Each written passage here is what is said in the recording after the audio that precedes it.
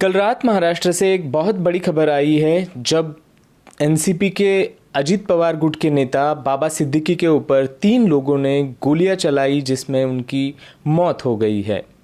बाबा सिद्दीकी अपने बेटे जिशान सिद्दीकी के ऑफिस के बाहर खड़े थे, तब वहां पर 3 लोग बाइक के ऊपर आए और 3 लोगों ने 5 राउंड बाबा सिद्दीकी के ऊपर फायर किए, जिसमें से 2 गोलियां उनके सीने में लगी। बाद में बाबा सिद्दीकी को लीलावती रुग्णालय, जो कि मुंबई में स्थित है, वहां पर उनको अस्पताल में दाखिल किया गया, लीलावती रुग्णालय में। ये सबसे बड़ी घटना है क्योंकि महाराष्ट्र में अभी जो है वो आने वाले कुछ दिनों में विधानसभा के लिए चुनाव का ऐलान हो सकता है। कल दशहरा था तो महाराष्ट्र में 2 रैलियां भी थी, वही शहर में रैलियां थी जो मुंबई शहर में 2 शिवसेना की रैलियां थी। और जब ये घटना हुई है, बाबा सिद्दीकी जब अपने बेटे के ऑफिस के बाहर खड़े थे, तब वहाँ पर जो है वो फटाके जो है वो फोड़े जा रहे थे, क्योंकि दशहरा था। एक ट्रेडिशन है कि दशहरे में फटाके जो है वो फोड़े जाते हैं। तभी कुछ 3 लोग बाइक पर आए थे, ऐसा पुलिस ने जानकारी दी है कि 3 लोग बाइक पर आए थे और उन्होंने अपने जो चेहरे हैं वो ढके हुए थे ताकि किसी को समझ में ना आए। बाद में 3 लोगों ने 5 राउंड जो है फायर किए हैं, उसमें बाबा सिद्दीकी को 2 गोलियां लगी और उनकी मौत हो गई। अभी कुछ सवाल ये खड़े हो रहे हैं कि महाराष्ट्र में लॉ एंड ऑर्डर है या नहीं। महाराष्ट्र के जो गृह मंत्री है उसका जिम्मा जो है वो देवेंद्र फडणवीस के पास है। अगर एक सरेआम रोड पर एक नेता की हत्या होती है तो कई सारे सवाल खड़े हो रहे हैं, क्योंकि पिछले कुछ दिनों में भी हमने देखा है कि महाराष्ट्र में लॉ एंड ऑर्डर की जो स्थिति है वो बहुत ही खराब है, गंभीरजनक है, चिंताजनक है। मैं इसलिए कह रहा हूँ कि जो अक्षय शिंदे जो एक आरोपी था, जिसने बलात्कार का आरोपी था, उसका भी जो एनकाउंटर हुआ था उस पर भी कई सारे सवाल खड़े हुए थे, लॉ एंड ऑर्डर हो या पुलिस विभाग के ऊपर। बहुत सारे सवाल जो है वो माननीय उच्च न्यायालय ने सवाल खड़े किए थे। उससे पहले महाराष्ट्र बीजेपी के जो नेता है चंद्रशेखर बावनकुळे, उनके बेटे ने हिट एंड रन किया था नागपुर में, उसका भी अभी तक अता पता नहीं है कि वो केस कहाँ तक आया है।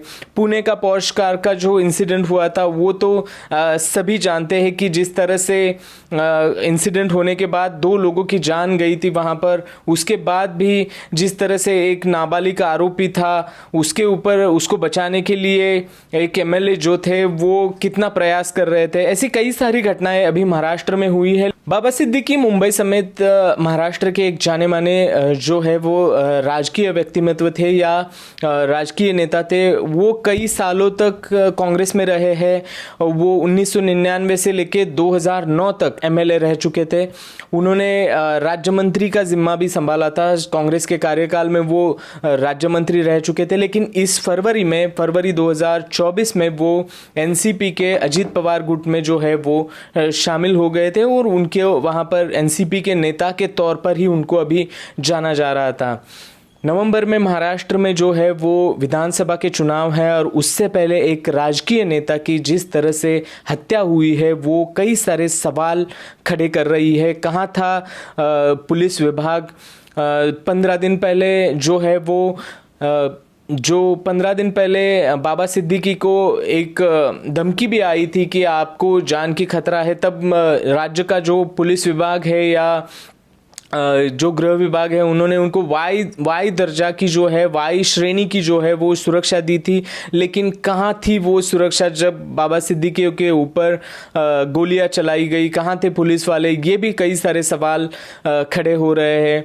ये जो पूरा घटनाक्रम हुआ है उसके बाद पुलिस ने ऐसी प्राथमिक जानकारी दी है कि फर्स्ट स्टेप इन्वेस्टिगेशन जो चल रहा है उसमें पुलिस ने ऐसी जानकारी दी है कि पूरे इंसिडेंट के दौरान 3 लोग आए थे, जिसमें से 2 लोगों को अभी गिरफ्तार किया है और 2 लोग, एक हरियाणा का शूटर है और दूसरा जो शूटर है वो उत्तर प्रदेश से ताल्लुकात रखने वाले 2 लोग हैं, एक हरियाणा और एक उत्तर प्रदेश। ऐसे 2 लोगों को अभी तक मुंबई पुलिस ने गिरफ्तार किया है, ऐसी प्राथमिक जानकारी है। फर्स्ट इन्वेस्टिगेटिव जो है वो यहाँ से निकल के आ रहा है। लेकिन मुंबई पुलिस पर भी कई सारे सवाल खड़े हो रहे हैं, क्योंकि एक नेता को वाई दर्जा की सुरक्षा मिलती है, वाई श्रेणी की सुरक्षा होने के बावजूद भी उनकी हत्या हो जाती है तो गृह मंत्रालय का भी जिम्मा होता है कि वो अपने नेता हो या आम लोग हो, अगर नेता के ये हाल हो है तो महाराष्ट्र में आप सोचिए कि आम जनता के क्या हाल होंगे, किस तरह से होंगे।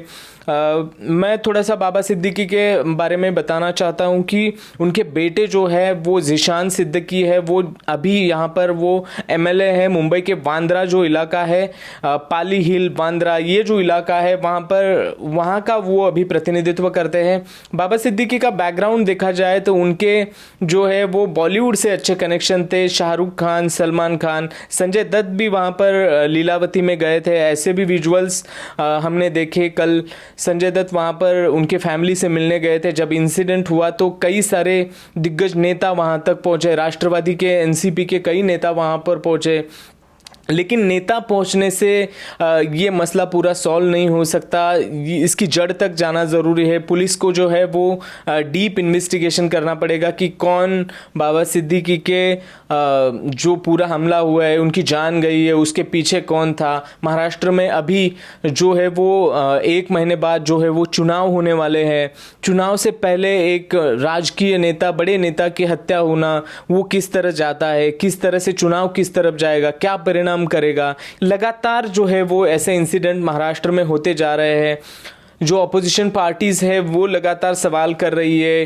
कांग्रेस हो, एनसीपी शरद पवार का गुट हो या शिवसेना उद्धव बालासाहेब ठाकरे का गुट हो, ये लगातार सवाल करते आ रहे हैं कि कहाँ पर है होम डिपार्टमेंट, कहाँ पर है, क्या कर रहा है। लेकिन इसके बावजूद भी ऐसी घटनाएं हो रही है, ये बड़ी चिंताजनक है। द वायर के और वीडियोस देखने के लिए सब्सक्राइब करें और बेल आइकन पर क्लिक करें। स्वतंत्र पत्रकारिता की आर्थिक मदद करने के लिए डिस्क्रिप्शन में दिए गए लिंक पर जाएं और अपनी राशि चुनें।